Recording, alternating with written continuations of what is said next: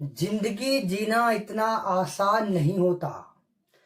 जिंदगी जीना इतना आसान नहीं होता। बिना संघर्ष कोई भी इंसान महान नहीं होता। और जब तक ना पड़े हथौड़े की चोट तब तक पत्थर भी भगवान नहीं होता। तो स्वागत है बच्चों आपका एमपी पॉइंट्स क्लासेस पर।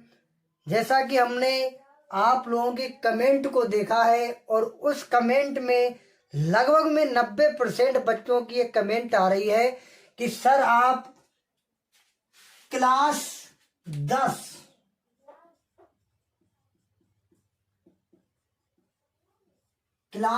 का चैप्टर नंबर 12 पढ़ा दीजिएगा, जिसका नाम है वृत्तों से संबंधित क्षेत्रफल। जी हाँ बच्चों, वृत्तों से संबंधित क्षेत्रफल के बारे में आज हम लोग सीखेंगे। इस वीडियो में हम लोग सीखेंगे कि वृत्तों से संबंधित क्षेत्रफल का बेसिक क्या होता है। यानी वृत्तों से संबंधित जब हम लोग क्षेत्रफल निकालेंगे तो हमें पहले वृत्त के बारे में पूर्ण रूप से बहुत अच्छी तरह से पता होना चाहिए कि वृत्त होते क्या है। जब हमें वृत्त के बारे में पता होगा तभी हम वृत्तों से संबंधित क्षेत्रफलों को बहुत ही आसानी से निकाल सकेंगे। तो चलिए बेटा सीधे हम पॉइंट पर आते हैं। ये एक वृत्त है। ये क्या बेटा, एक वृत्त है। और इस वृत्त के अंदर एक ये पॉइंट होता है जिसे हम लोग हिंदी में बिंदु कहते हैं। यानी इस बिंदु पर रख करके कोई भी मान लिया, कोई भी एक प्रकार में कुछ दूरी भर करके और इस केंद्र पर रख करके चारों तरफ ऐसे घुमाया जाता तो एक वृत्त बनता है।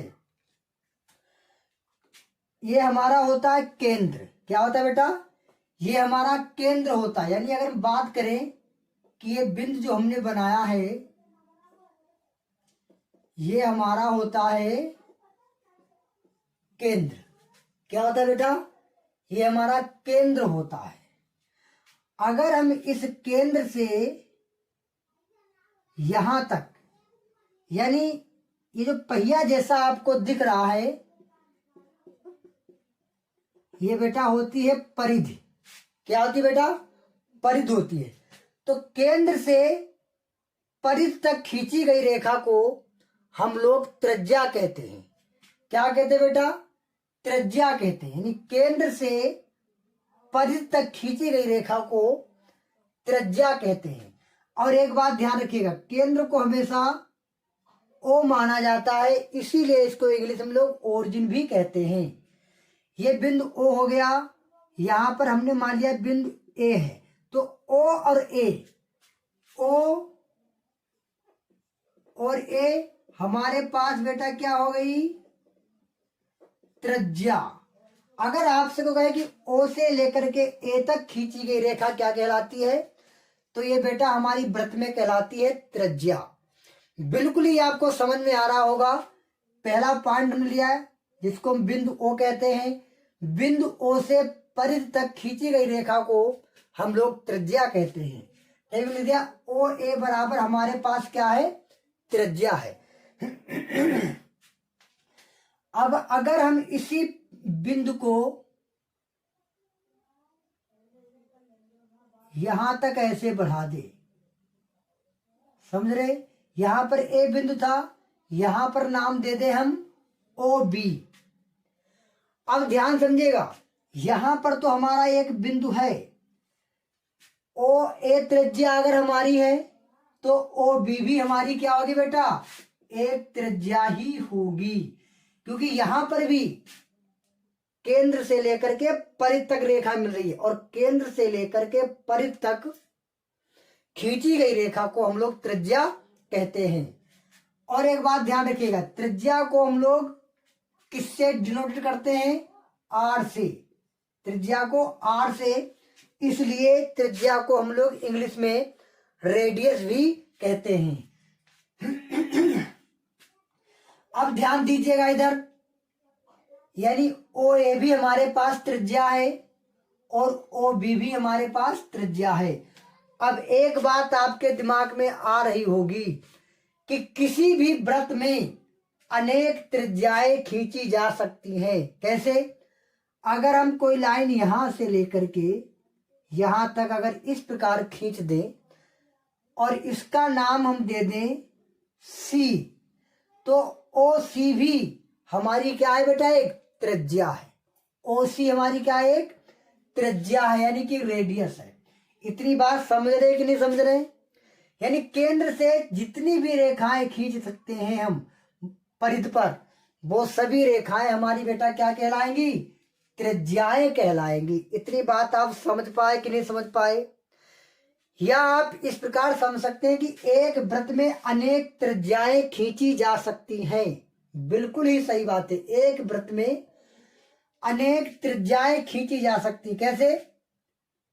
यानी कि अगर हम इस बिंदु को यहां से लेकर के यहां तक खींचते हैं, यहां से यहां से यहां से यहां से, ये जितनी भी रेखाएं खींच सकते हैं केंद्र से परिध तक, वो सभी रेखाएं हमारी क्या कहलाएंगी?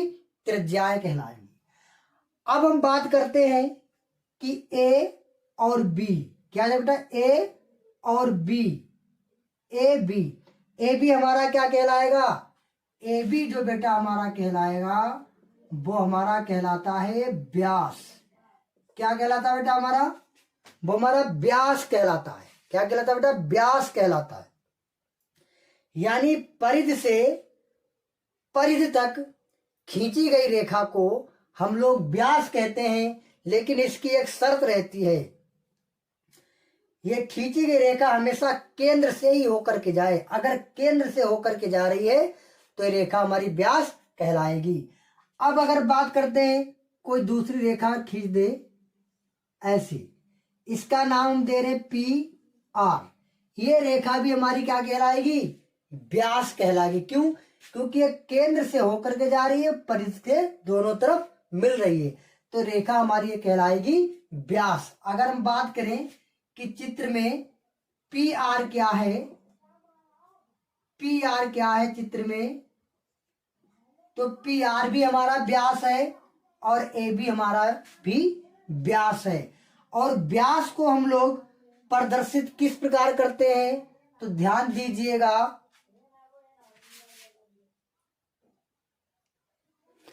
यानी कि पी आर और ए बी, कहां पर ये पी आर और ए बी, ये हमारे दोनों ही क्या कहलाएंगे? व्यास कहलाएंगे। क्या कहलाएंगे बेटा? ये हमारे दोनों ही ये हमारे व्यास कहलाएंगे। अब अगर हम बात करते हैं कि व्यास को प्रदर्शित किससे करते हैं, तो व्यास को इंग्लिश में बेटा डायमीटर कहते हैं, इसलिए इसको हम लोग डी से प्रदर्शित करते हैं। किससे प्रदर्शित बेटा? डी से प्रदर्शित करते हैं, क्योंकि इसका मतलब होता है डायमीटर इंग्लिश में। अब ध्यान दीजिएगा, अगर आपसे कहा जाए कि त्रिज्या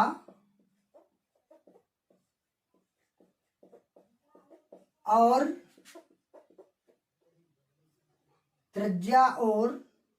व्यास, त्रिज्या और व्यास में संबंध निकालिएगा। अगर आपसे पूछा जा रहा है कि त्रिज्या और व्यास में संबंध क्या होता है, तो यहां पर ध्यान दीजिएगा, यानी ओ ए हमारे पास क्या है? त्रिज्या है, और ए बी हमारे पास भी क्या है? त्रिज्या है, और ए बी हमारे पास क्या है? व्यास है। तो इसका मतलब यह है कि एक व्यास में कितनी त्रिज्याएं होती हैं? एक व्यास में बेटा 2 त्रिज्याएं होती है। ध्यान देखिएगा, ओ ए भी हमारी एक त्रिज्या है, ओ बी ए भी हमारी एक त्रिज्या है, और ए भी हमारा क्या है? एक व्यास है। तो ध्यान दीजिएगा, एक व्यास में 2 त्रिज्याएं होती हैं। तो अगर आप लिखना चाहें तो यहां पर आपका सूत्र बन सकता है, व्यास बराबर क्या होता? 2 गुणे त्रिज्या। ये होता हमारा फॉर्मूला, यानी कि इसमें त्रिज्या और व्यास में संबंध होता है, यानी व्यास बराबर 2 गुणे त्रिज्या। क्योंकि एक व्यास में 2 त्रिज्या होती है, तभी 2 गुणे त्रिज्या। अगर यहीं पर हम बात करना चाहें कि त्रिज्या बराबर क्या होता है, त्रिज्या बराबर, तो ध्यान दीजिएगा त्रिज्या बराबर क्या होगा हमारा,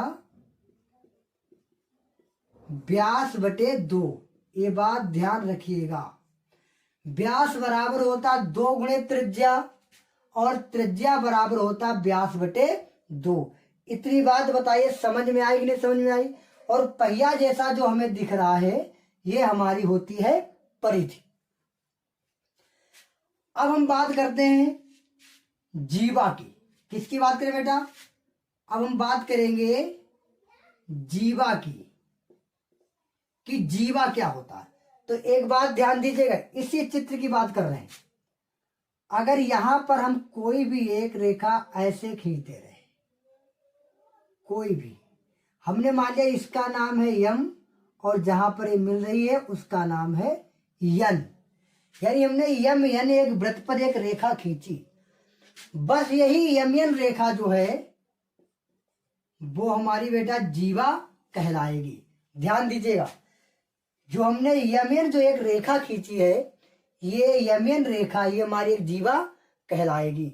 अब इस प्रकार आप भी कह सकते हैं कि एक वृत्त में कई जीवाएं भी खींची जा सकती। बिल्कुल सही बात है, एक वृत्त में कई जीवाएं भी खींची जा सकती। किस प्रकार, एक जीवा हमने यहां पर खींची, अगर हम खींचना चाहें तो एक जीवा यहां से लेकर यहां पर भी खींच देंगे, जिसका नाम हमने यक्ष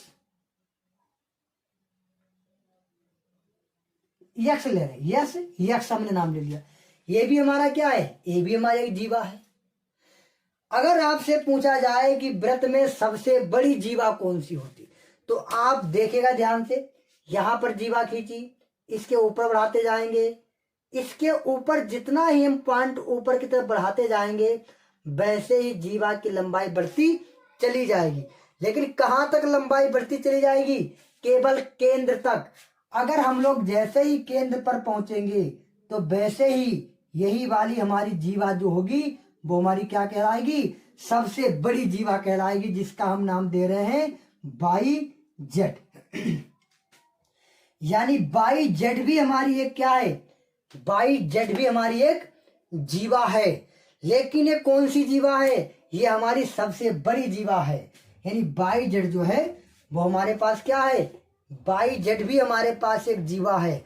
लेकिन वो कैसी जीवा है, सबसे बड़ी जीवा है। कुल मिलाकर के हम ये कह सकते हैं कि जो व्यास होता है, व्यास यानी जो केंद्र से होकर के रेखा गुजरती है उसको हम लोग व्यास कहते हैं। तो व्यास जो होती है वह वृत्त की सबसे बड़ी जीवा होती है। जो व्यास होती है वह वृत्त की सबसे बड़ी जीवा होती है। और एक वृत्त में कई जीवाएं खींची जा सकती हैं, यानी कि एक वृत्त में कई त्रिज्याएं खींची जा सकती हैं, एक वृत्त में कई व्यास खींचे जा सकते हैं, एक वृत्त में कई जीवाएं खींची जा सकती हैं। लेकिन एक वृत्त की सबसे बड़ी जो जीवा होती है वह वही जीवा होती है जो केंद्र से होकर के जाती है। यानी जो केंद्र से होकर के जाएगी वह हमारी सबसे बड़ी जीवा कहलाएगी। इतनी बात आप समझ चुके होंगे। अब हम लोग बात करते हैं जीवा, यानी यमन जो है हमारे पास, कहाँ यमन, ये यमन हमारे पास एक जीवा है। और ये यक्ष ये भी हमारे पास एक जीवा है। इतनी बात आप समझ पाए कि नहीं समझ पाए, बिल्कुल ही समझ पाए होंगे। अब बेटा हम बात करने जा रहे हैं एक ऐसे पॉइंट पर जो बहुत ही इंपॉर्टेंट है।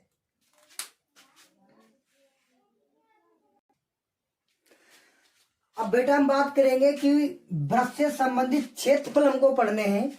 हमने मान लिया कि ये कोई वृत्त है, ये कोई एक वृत्त है। अब इस वृत्त में भी हमें ये सीखना है कि अगर हम एक वृत्त को अगर एक व्यास खींच दे एक वृत्त में, तो ये व्यास हमारा क्या काम करता है, एक वृत्त को 2 भागों में बांट देता है। ध्यान समझिएगा, एक वृत्त में खींचा गया व्यास ये वृत्त को 2 भागों में हमेशा बांट देता है, यानी ऊपर आधा भाग और नीचे भी आधा भाग। अगर इसी, और ये हमारा क्या केंद्र है। अब अगर हम इसी केंद्र से होते हुए एक रेखा और खींच दें, अब ये हमारा वृत्त जो है वो 4 भागों में बट गया। कौन सा? 1 2 3 4। लेकिन आपको ये बात याद रखनी है, एक वृत्त जब हमारा 4 भागों में बढ़ता है तो वृत्त का बटा हुआ एक भाग, यानी इतना भाग, ये इतना भाग हमारा ये जो बना हुआ है दिख रहा होगा, जो जिसको हम डार्क कर रहे हैं, इतना भाग, यानी इतना भाग जो हमारे इस प्रकार के इस वृत्त में कितने भाग बन गए बेटा? 4 भाग बन गए हैं। यानी एक भाग हमारा ये बन गया, एक ये और ये और एक ये। जितना भी हमने ये ब्लैक कलम से बनाया है, ये जो हमारा है ये हमारा चतुर्थांश कहलाएगा। क्या कहलाएगा बेटा हमारा? ये हमारा चतुर्थांश कहलाएगा। और चतुर्थांश क्या होता है? यानी किसी भी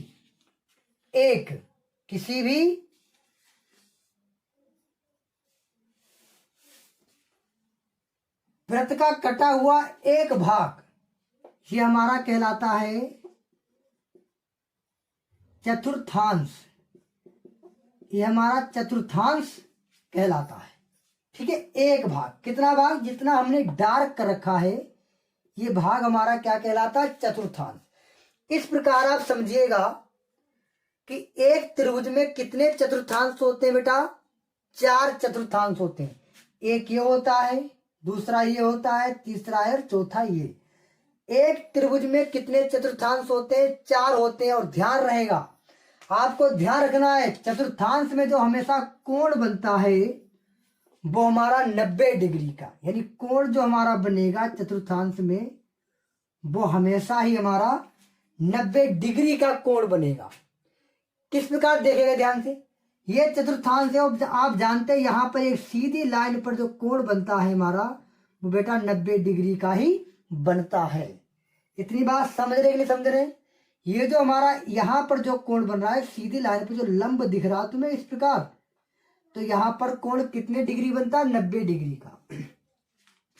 यानी जब हम लोग एक्सरसाइज को करेंगे तो वहां पर सवाल में अगर केवल ये बात कह दी जाएगी कि एक चतुर्थांश का क्षेत्रफल ज्ञात कीजिए, तो वहां पर हमें ये टेंशन लेने की बात नहीं होगी कि हमें कोण कितना रखना है। तो वहां पर कोण आप जानते हैं कितने का बनेगा? 90 डिग्री का। और एक बात और भी आप जानते हैं, इस पूरे वृत्त का जो कोण होता है वो कितने का बनता है? 360 डिग्री का बनता है कि नहीं बनता है? 360 डिग्री का कोण बनता है पूरे का। और जब 360 के आप 4 भाग करेंगे तो 90 ही तो बचेगा, बिल्कुल ही 90 ही बचेगा। इतनी बात आपको समझ में आ रही कि नहीं समझ में आ रही? अब हमसे कह देगा कि वृत्तों से संबंधित क्षेत्रफल ज्ञात कीजिए, तो हमसे क्या पूछ सकता है? ये चतुर्थांश का पूछ सकता है। या फिर कोई एक वृत्त हमें देगा और वृत्त को 2 भागों में बांट देगा और कह देगा छोटे वाले भाग का ज्ञात कीजिए, या फिर कह देगा बड़े वाले भाग का ज्ञात कीजिए। तो ठीक है बेटा, इस वृत्त के बारे में आपको लगभग में पूरी ही आपको जानकारी मिल चुकी होगी। एक बात हम आपको और भी बता दें, ये परिधि होती है, परिधि का फार्मूला हमेशा ही 2πr होता है। परिधि का फार्मूला 2πr होता है। तो चलिए अब हम लोग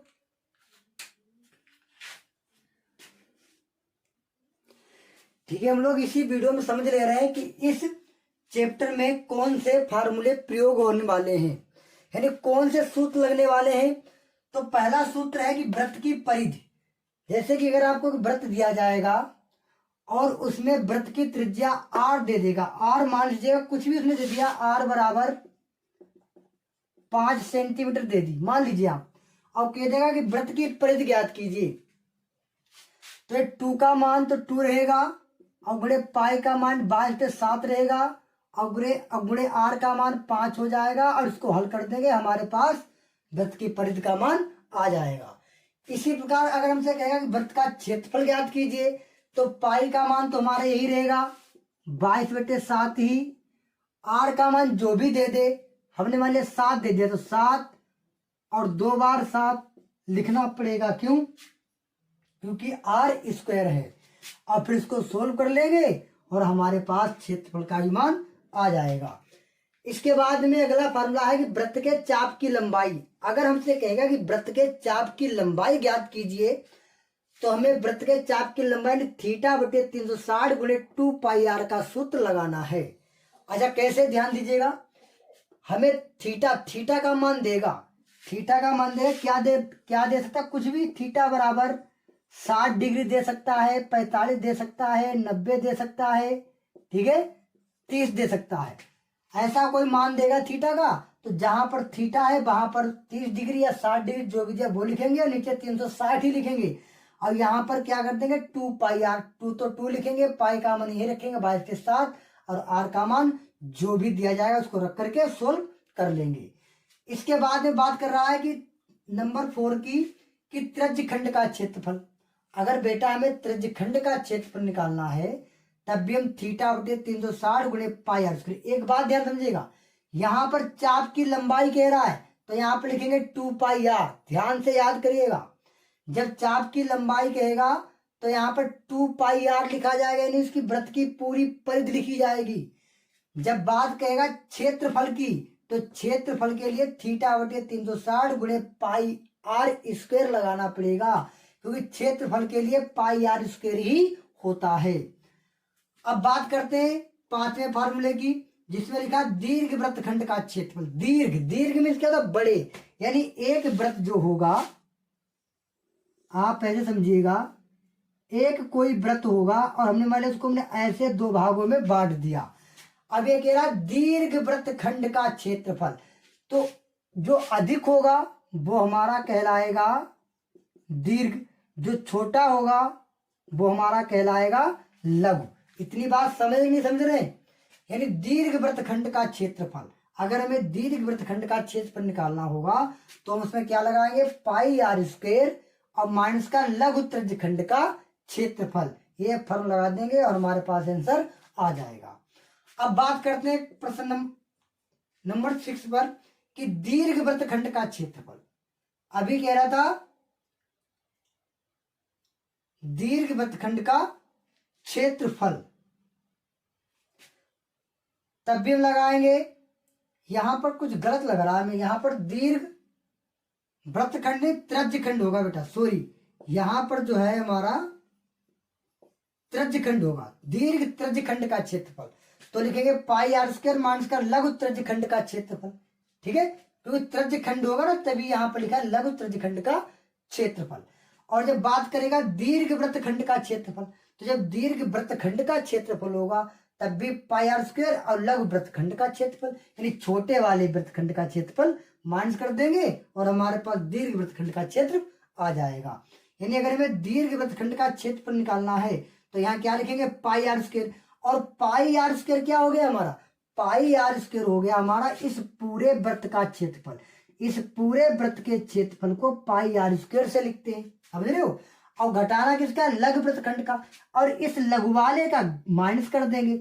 जब पूरे में से, ध्यान समझिएगा, जब पूरे वृत्त में से हम लोग इस लघु वाले का माइनस कर देंगे तो बचा किसका बताइए, जब ये वाला माइनस हो गया तो ऊपर वाला बचा, और ऊपर वाला है क्या, दीर्घ वृत्तखंड, तभी हमारा दीर्घ वृत्तखंड का क्षेत्रफल हो जाएगा। इतनी बात आई समझ में। अब बात करते हैं कि लघु वृत्तखंड का क्षेत्रफल, कि लघु वृत्तखंड का क्षेत्रफल क्या होता है। तो लघु वृत्तखंड का क्षेत्रफल होता है थीटा बटे 360। ये लघु की बात कर रहा है, छोटे वृत्तखंड की। ये जो नीचे जो बना हमारा लघु, यानी लघु में छोटा, इस छोटे वृत्तखंड की बात कर रहा है। तो जब लघु वृत्तखंड का क्षेत्रफल निकालेंगे तो वहां पर सूत्र लगेगा थीटा बटे 360 पाई आर स्क्वायर माइनस का 1/2 आर स्क्वायर साइन थीटा। और थीटा क्या होगा, थीटा हमें दिया जाएगा, जो हमें थीटा दिया जाएगा वो मान ही रखेंगे और वही मान हम लोग साइन की जगह रखेंगे। ये साइन 30 हो जाए, साइन 60 हो जाए, साइन 90 आ जाए, फिर यहाँ पर साइन का मान रखेंगे। तो ठीक है बेटा, मैं उम्मीद कर रहा हूं कि आपको ये हमारा बेसिक का वीडियो यानी वृत्तों से संबंधित क्षेत्रफल का आपको बहुत ही पसंद आया होगा। और आपको अगर पसंद आया है तो आप लोग हमारे चैनल को लाइक, सब्सक्राइब और शेयर जरूर करिएगा, ताकि मैं आप लोगों के लिए बहुत अच्छे से अच्छे वीडियो बनाने की कोशिश करूं और मैं आपको बहुत ही सरल तरीके से, यानी बड़े से बड़े सवालों को बहुत ही छोटे मेथड के साथ, यानी बहुत ही सरल तरीके से बताऊंगा, ये मेरा वादा है आपका। तो ठीक है बेटा, मिलते हैं अगले वीडियो में एक्सरसाइज के साथ। तब तक के लिए जय हिंद, जय भारत।